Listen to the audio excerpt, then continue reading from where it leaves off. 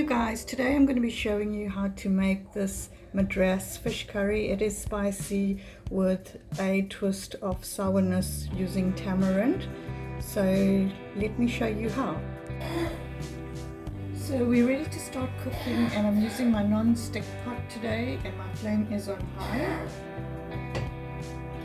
And I'm cooking with some butter ghee today, and that's a heaped tablespoon, and I'm going to allow that to melt. Just getting all that in there.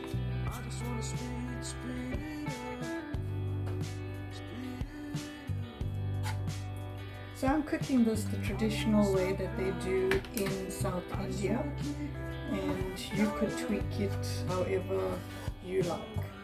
So I'm just going to wait for the ghee to heat up, and then we're going to add the onion. Now we're ready to add our onions. So I have 2 large red onion in here, 2 medium green chilies that I've slit in half, and then I have my dry frozen curry leaf.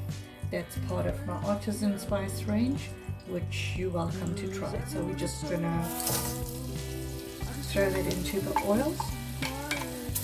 Just give this a small mix.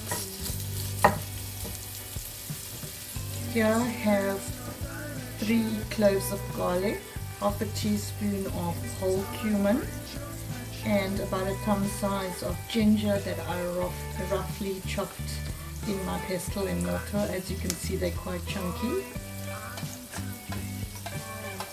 I always prefer using fresh, but in the original recipe they only use the fresh ingredients. So I'm just going to give this a mix, avoiding that garlic from burning.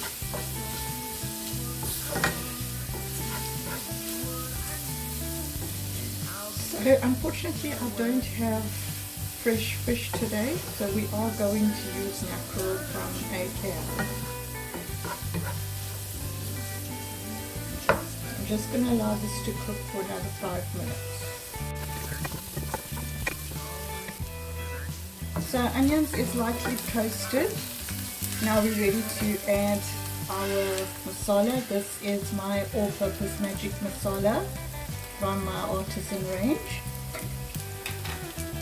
So I'm going to add in a teaspoon and a half. That is quite a big teaspoon, because I've already have chili in there, and I'm adding some chili flakes, just a little bit, just giving that a mix.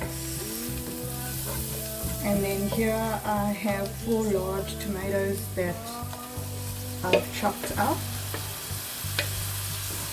Going to give this a mix.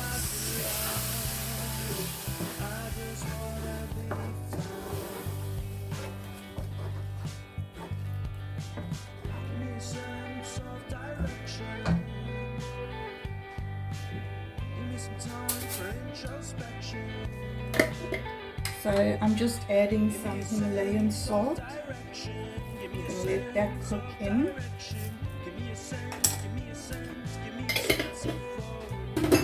I'm going to give this a good mix and allow this to cook for 10 minutes. So this has been cooking for 10 minutes. I have a tamarind mixture here that I've mixed in a little bit of water. So I'm just going to add that in. You could use a concentrate if you wish. And now you'll notice that color changes to a rich, dark, red, blackish. You could use the same process to cook prawns, crab, fish. So I'm just going to let that to cook and let those flavors blend together.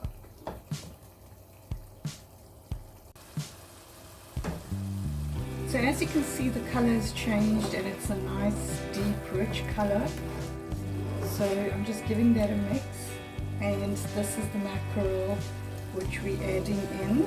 As I said, you could use fresh fish, but I don't have any. This is canned mackerel.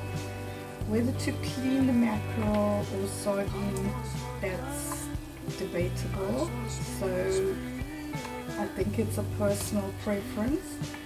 but even though I'm vegetarian and as a foodie, I still believe that you need to clean it out, rinse it out, because there's also some scales and some bones on the surface, and it's just not healthy to be eating that.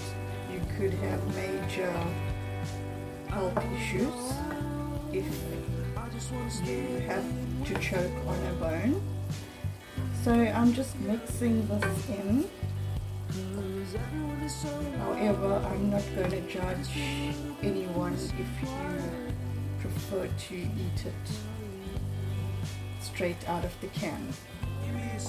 So I'm going to let this cook for another 5 minutes.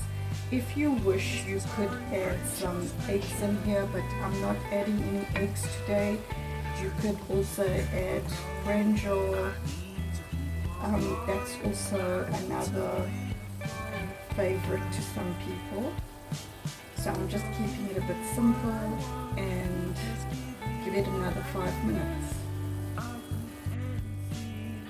So our Madras masala fish curry is now cooked. I'm just drizzling or sprinkling some dry freeze curry leaf, as the garden hasn't been very giving with coriander. So I am going to be serving this with roti today. So guys, this is now cooked, our spicy Madras fish curry. I hope you enjoyed it and going to give it a try. Please remember to subscribe and share. Until our next video, lots of love. Bye.